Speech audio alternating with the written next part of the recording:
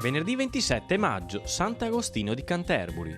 È il 148esimo giorno dall'inizio dell'anno, ne mancano 218 alla fine. Il sole sorge alle 5:28, tramonta alle 20:48. La luna si leva a mezzanotte e 27, tramonta alle 10:31. Viene battezzato a Vienna, dove si era stabilita la sua famiglia, Giovanni Antonio Guardi, figlio di Domenico. Sarà, con il più celebre fratello Francesco, uno dei massimi pittori veneziani del Settecento.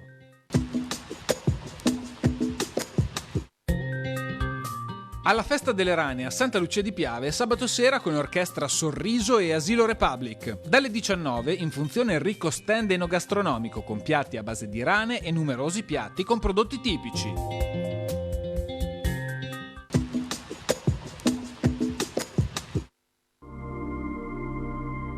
Le previsioni per domani.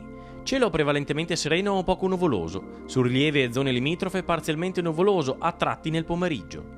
Probabilità bassa di precipitazioni, in montagna ci sarà qualche rovescio o temporale nel pomeriggio, più probabilmente sulle Dolomiti. Temperature generalmente un po' più alte rispetto a ieri.